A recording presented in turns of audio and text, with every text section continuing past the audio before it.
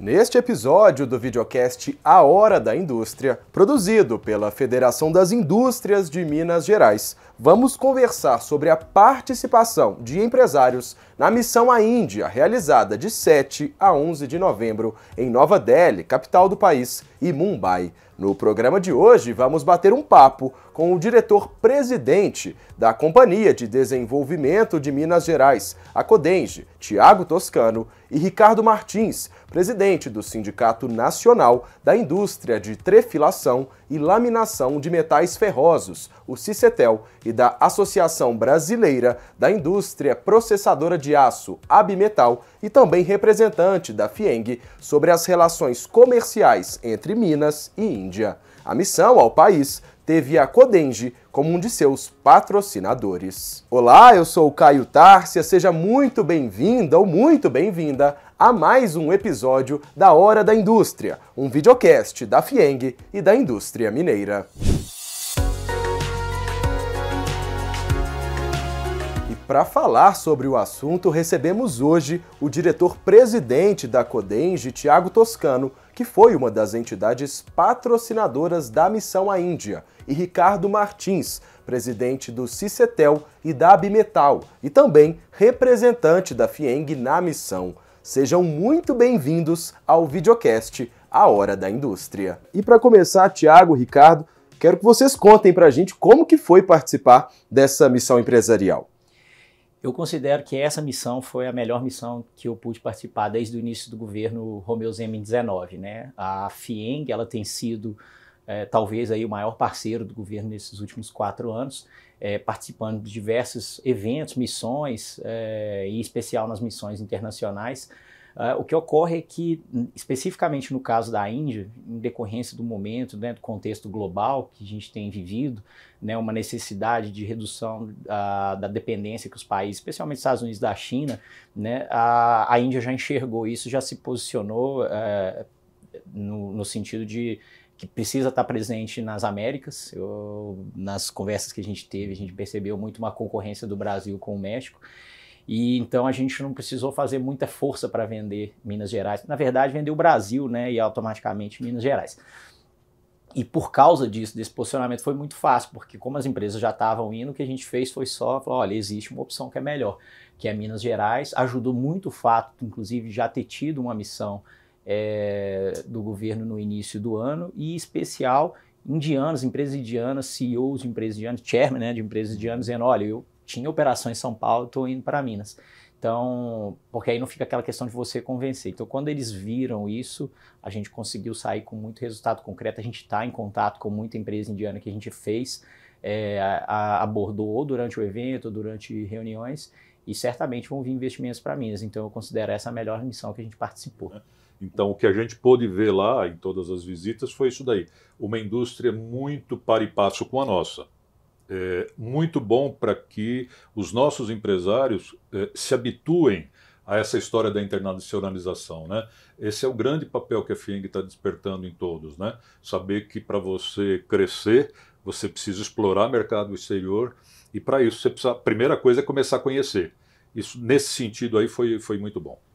Perfeito. E, Tiago, agora eu quero te perguntar, passando um pouquinho por esses resultados que você citou nessa primeira resposta, o que a gente pode esperar? Mais investimentos indianos aqui em Minas Gerais nos próximos anos? E o que o nosso estado tem a oferecer para esses empresários lá da Índia? Exatamente, a questão dos resultados. Eu acho até que no sentido de o que nós temos para apresentar, a primeira coisa é apresentar o próprio estado. A gente participou de algumas reuniões, parece uma retórica, mas em algumas delas a Apex, né, que foi um dos parceiros, né, Ricardo, nessa conversa, num determinado momento, eu me lembro de uma reunião, o cônsul honorário, aliás, o cônsul do Brasil em Mumbai, perguntou para a representante da Apex, né, quais eram os países que respondiam à Apex quando a Apex, no seu processo de monitoramento dos investimentos internacionais, entrava em contato com os estados. Ela falou assim, olha, só São Paulo responde, e mais recentemente Minas Gerais. Então acho que esse é um primeiro passo, e por isso tem que enaltecer o trabalho da FIENG nesse aspecto, porque ela está puxando essa agenda internacional para dentro de Minas Gerais, né, e com bastante maestria. Agora, o que acontece é que, se a gente entender o processo de internacionalização das empresas, a rigor, ele acontece de uma maneira muito lenta, né? Tirando algumas exceções, quando as empresas internacionais precisam fazer investimentos, por exemplo, na área de mineração, tem muito para onde escolher, né? O recurso natural está ali, na energia solar a mesma coisa, mas quando você vai para um processo, principalmente os industriais, o Ricardo talvez possa falar até com mais propriedade, mas o que a gente percebeu é o seguinte: você, num primeiro momento, você bota um representante naquele país, e ele faz a venda para a empresa e a empresa exporta direto para o consumidor final. Num segundo momento, ele monta um centro de distribuição na medida que cresce, então o centro de distribuição importa e distribui, né? E aí sim, depois você vai para a parte da manufatura. O que a gente teve oportunidade é de ver empresas nos diversos processos, às vezes até sem o representante inicial.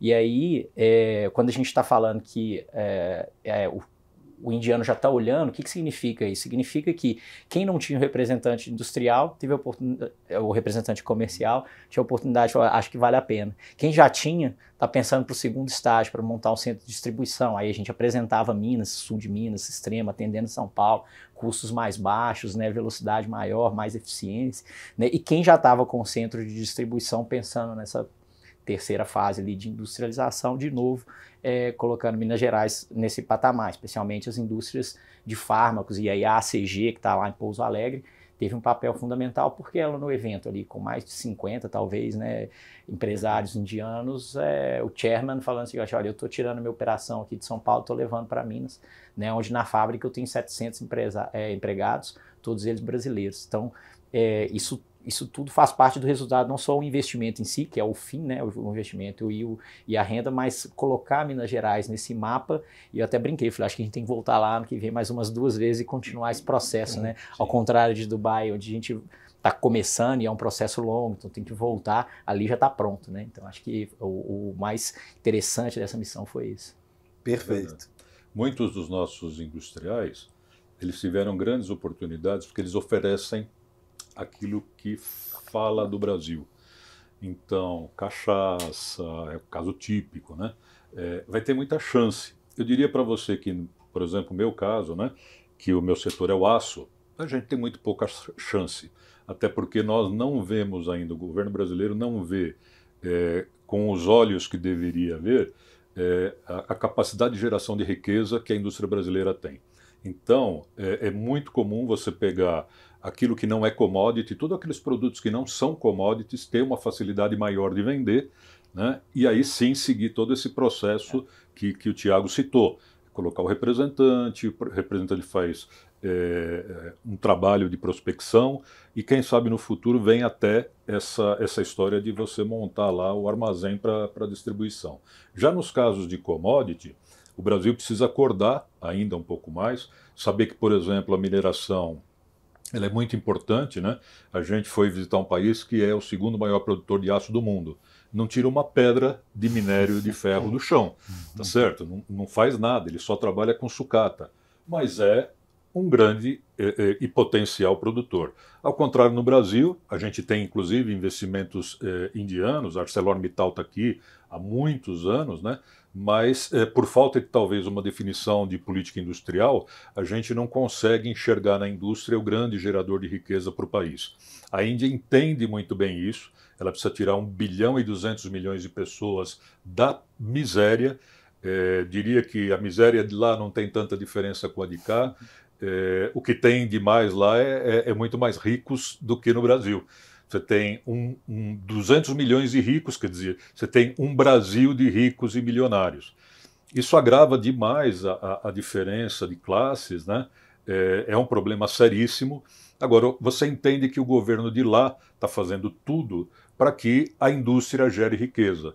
Para que você tenha uma ideia do apoio do governo, me surpreendeu o fato de existir um ministro do aço. Então, imagina a força, é óbvio que podem ser muitos ministérios, mas a partir do momento que você dá importância a um segmento, até de criar um ministério para ele, isso significa que você tem um plano de desenvolvimento, né? Você tem talvez uma política industrial que ainda falta no Brasil. Minas Gerais está sendo um grande exemplo, né? O governador Zema juntamente aí com o Flávio da FIENG, os dois têm feito um trabalho muito grande para o desenvolvimento da indústria, né? Agora, isso também precisa ser encarado pelo governo federal como a grande missão da indústria, que é gerar riqueza para o país. Ricardo, e até passando um pouquinho pelo que você disse e o Thiago também, alcançar esse sucesso que foi essa missão é fruto de muito trabalho, por exemplo, do Centro de Negócios Internacionais da FIENG e também de todos os parceiros que estavam por trás dessa missão, né? A gente já consegue fazer algum balanço de negócios concretizados, né, durante esse período que vocês estiveram por lá e também trazer alguma projeção pensando nesses negócios entre Minas Gerais e Índia para os próximos anos?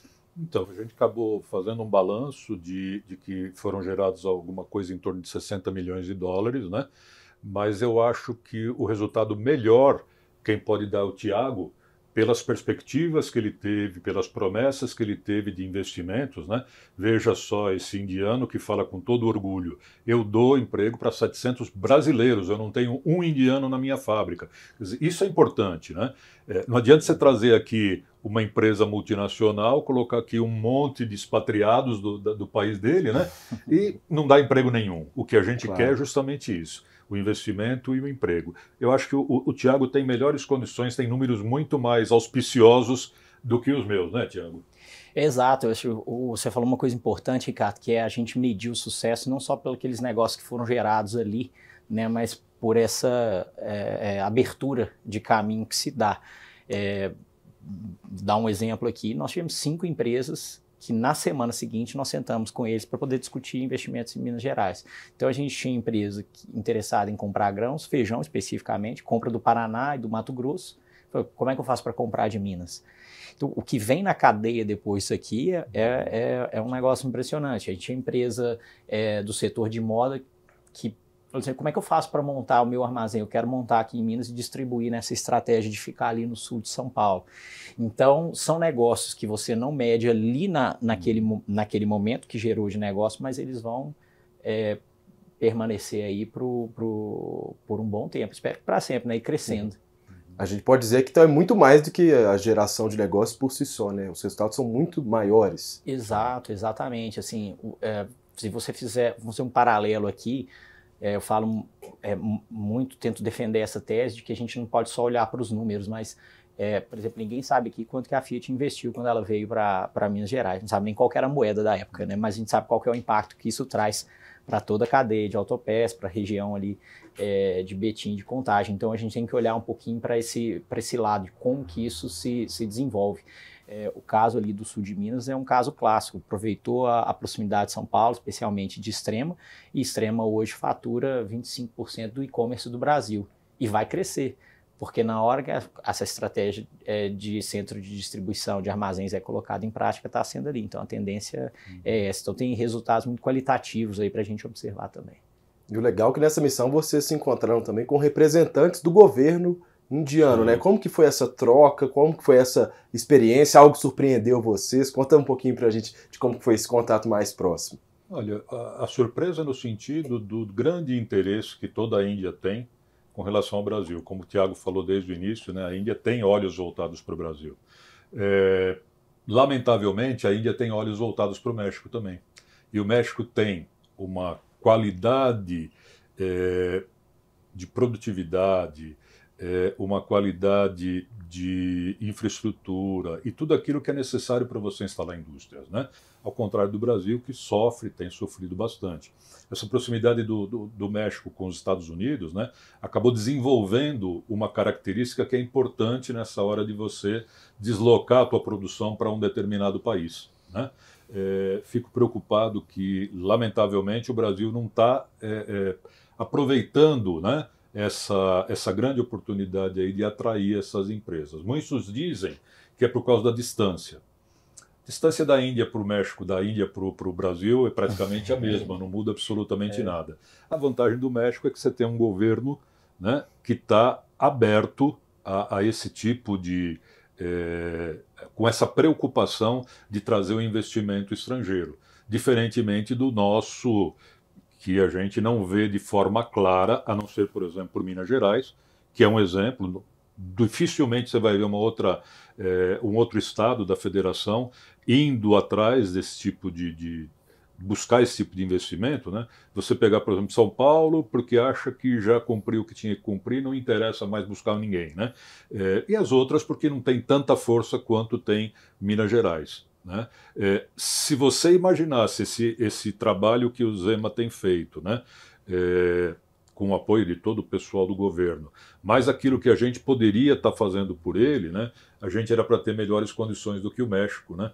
Lamentavelmente, talvez a gente perca muitas indústrias para lá, justamente pela falta de uma política de atração dos investimentos, mas a nível nacional, não só a nível estadual. A gente sabe que a maior parte do custo do Brasil não é causada pelo Estado, né? É causada pelo todo, pela falta de infraestrutura, pela dificuldade de você ter financiamento. Então você veja agora com essa nova situação aí, onde vão sair esses 200 bilhões? Vão sair de falta de financiamento de educação, falta de financiamento de infraestrutura e uma série de outras coisas que teoricamente não precisavam. É justo? É justo. Nós temos que brigar para que essa população brasileira saia da dependência do Bolsa Família, do Bolsa isso ou Bolsa aquilo. O lamentável é o seguinte, que você vai continuar dando dinheiro o resto da vida porque você não tem dinheiro para investir no restante e não está preocupado em trazer, assim como está em Minas Gerais, indústrias, né, para gerar riqueza aqui no estado. E para vocês, Thiago, o que mais surpreendeu? Como que foi essa troca? Eu acho que o Ricardo foi muito preciso. Eu não me lembro, teve um jantar, né, que nós participamos na casa de um dos ministros, e eu não me lembro se foram 2 ou 3 ministros que sentaram na mesa com a gente. Então nós estamos falando de um ministro de um estado, né, recebendo representantes de um estado subnacional. Quer dizer, não era nem o governo federal que estava lá, era o estado de Minas Gerais. Eu acho que isso representa o interesse deles no país, mas mais do que isso, na linha do que o Ricardo falou, a oportunidade que o Brasil está perdendo de se aproximar e gerar políticas de desenvolvimento industrial que aproximasse mais o governo brasileiro do governo indiano, porque, como o Ricardo falou, assim, a gente só consegue fazer um pedaço.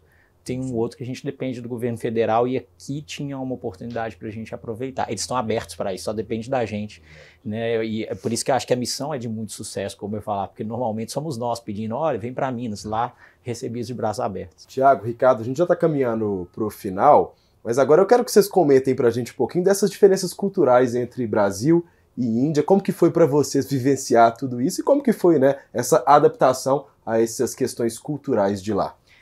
Tem sempre um aprendizado pessoal, né? A cultura ela é naturalmente um obstáculo na atração de investimento estrangeiro direto. Então, na China, por exemplo, tem dificuldade com a língua, o inglês dos indianos ainda, né, em alguns casos, se arrasta. Eu, particularmente, até na hora de sair ali do país, não entendi o que o rapaz estava falando. E o meu inglês não é o pior do mundo. Mas, e aí, obviamente, né, quando você está nas Américas, você tem maior proximidade com os latinos. Mas me surpreendeu bastante a receptividade dos indianos nesse aspecto. Assim, eu até me lembro de brincar num evento, que até brincar é uma coisa que tem que se ter cuidado, né? A gente teve lá em Dubai, tem uma frieza muito maior entre os dois. O indiano, ele brinca, às vezes solta uma piada, então isso facilita muito a conversa no dia a dia, né? Não que ela vai caminhar para esse lado, mas ela te deixa mais confortável para adentrar nos assuntos.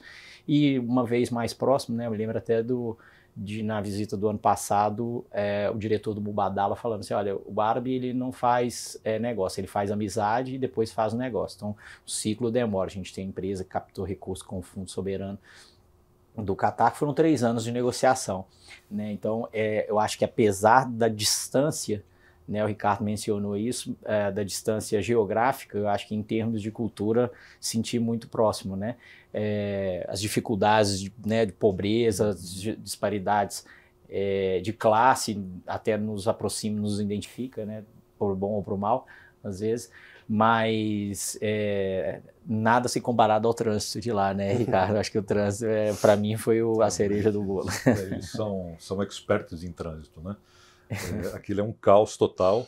Você precisa fazer um teste no manicômio para poder tirar a carta, né? talvez isso choca, né? Eu queria acrescentar um pouco mais naquilo que o Thiago falou, né? Muitas vezes a gente tem alguns preconceitos, né? Eu fui para a Índia lá com a missão com o Thiago e tudo mais. A única coisa que me perguntaram foi se eu visitei o Ganges, que é o rio onde as pessoas lá são sepultadas, aquela coisa toda. Então, lamentavelmente, assim como a favela no Brasil é estigmatizada, né, lá eles têm estigmatizado a favela de Mumbai, eles têm estigmatizado essa história do Ganges, né, mas ao contrário do que todo mundo possa imaginar, Nova Delhi é uma capital assim hiperdesenvolvida, a indústria de lá também é muito desenvolvida, está no mesmo plano da nossa, e uma coisa que talvez as pessoas não imaginem, né? O que eu e o Thiago pudemos perceber é um cuidado muito grande com a segurança, né? Eles estão cercados de países hostis, então é comum nessa área de Nova Delhi que a cada 500 metros você tenha uma pessoa do exército com uma metralhadora pronto para defender qualquer tipo de ataque. Você tem uma rigidez muito grande na segurança dos hotéis. Logicamente que isso tudo motivado lá pelo ataque de 2008, né, no hotel em Mumbai. Agora, é tudo estigmatizado, tá? Você tem assim coisas na Índia que você diz, olha, fantástico, maravilhoso, entendeu? E tem também, lamentavelmente, como aqui nós temos no Brasil, a história da favela, né, a história do grave problema que é a falta de distribuição de renda, né? Que a gente conhece tão bem.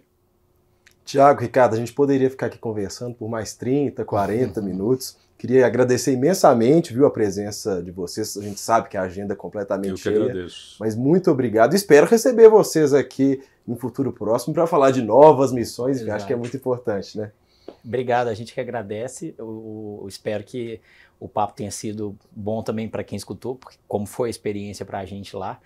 E agradecer de novo e mais uma vez ressaltar o trabalho da FIENG nesse trabalho internacional. O Estado de Minas Gerais precisa disso. As pessoas não conhecem Minas Gerais, Rio está sendo descartado pelos problemas de violência, tem um caminhão de oportunidades para a gente, então agradeço a FIENG, né, na pessoa do Ricardo, presidente Flávio, esse trabalho é impressionante, vai ser fundamental para colocar Minas num outro patamar.